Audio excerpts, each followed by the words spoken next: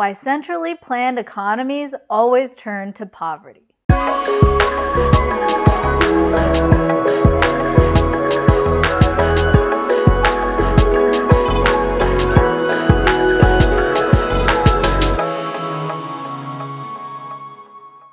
Centrally planned economies always turn to poverty because it is impossible to escape basic economic scarcity laws and the principles of human action. To help you understand this premise, often encapsulated as the economic calculation problem, I'm going to walk you through the ground level issues so you can relate to them from your own perspective and life choices. The world is made up of billions of people who each have their own unique interests, needs, and talents. Think of your own self and what is special about you. The clothing you prefer, the food you prefer, the living environment you prefer, the music and entertainment you prefer, the kinds of work you prefer to engage in, the unique circumstances of your body, whether it's allergy sensitivities, various medical conditions, or desired physique for function. Everything about you is special and unique, and you as an individual know your own attributes best. And not only is this knowledge special, but everything about you is subject to change in time. For example, your favorite food might be pizza,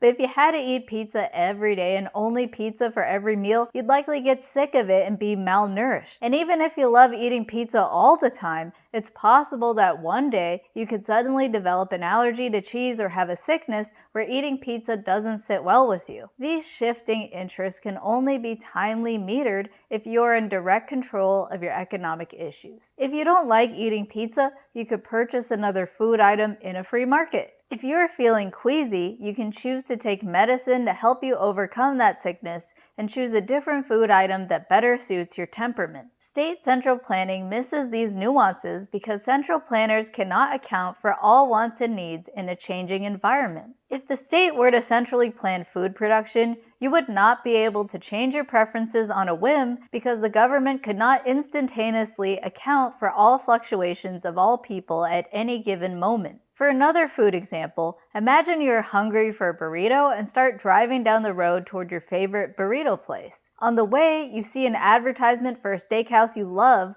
with a special deal on a steak meal that piques your interest. Now, instead of getting a burrito, you turn into the steakhouse because you prefer the steak special compared to the burrito, and that happened instantaneously based on changing conditions of observation and thought. The state cannot account for these minor nuances if the state must collect all changing conditions at any given moment. In order to do so, the government would have to not only monitor all people at all times, but they would have to be able to immediately account for new information from each person and be able to immediately identify and produce all desired changes based on fluctuations in preferences. Even in a dystopian movie plot, it would not be possible for the government to make all of these accommodations in production instantaneously, even if people's minds could be read by some futuristic device. The reason why is that resources are scarce, and metering which resources go to who requires managing competing interests. Without a mechanism for managing what resources are valued, like with private property and price signals, the government would be subject to sudden changes in demand without a means to decide who and what should be prioritized. This is why you'll often see centrally planned economies move toward limited options with limited delivery. Where once there were abundant grocery stores with tons of options to pick from, central planning comes in to supplant these stores with state-approved limited options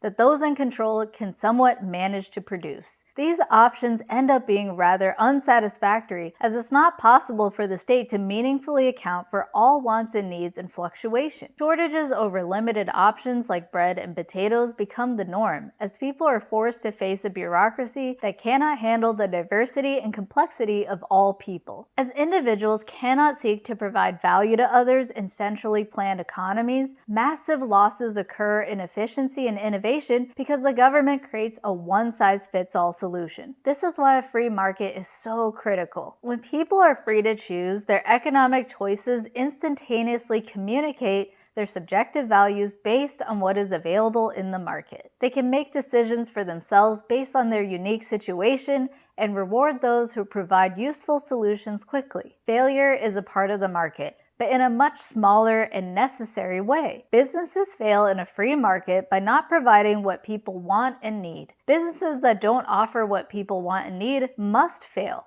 so that it is clear what is being sufficiently demanded. Without this failure, such as when the government bails out companies that people do not want to support, then more is produced of what people do not wish to have. A truly free market enables many to test out different ideas and for people to quickly determine the value of these ideas. Even niche projects can find support in a free market so long as enough people value the project. Under state central planning, there isn't room for that level of specialization because the government would have to have bureaucrats analyzing and deciding every possible niche demand and then approving that demand in comparison to other alternatives, whether it's a niche horror movie or it's a niche medical procedure. This inability of central planners to calculate the total factors due to lack of price signals is the economic calculation problem, and it's why central planning always turns to poverty. The inevitable result, like took place in the USSR, is that options and opportunities start to decrease to the point that the only way people get their needs met is by either attaining items in the black market or by being a part of the declining political elite who get the first picks of plunder by the state. This is why state central planning is dangerous to both liberty and prosperity. If we want a free and abundant future, we must reject state central planning and embrace free markets. Special thank you to all my fiduciaries. The Investor's Warp Whistles by Sean Dempsey, available at www.warpwhistles.com. CJRoasting.com, Organic Fair Trade Coffee, Crawford K. McDonald of Taggart Atlantic Healthcare, and Beto Destrafa. Help me produce more quality content and receive special perks for your monthly support by joining my Patreon or Subscribestar membership pages. See you soon! Yes, freeze!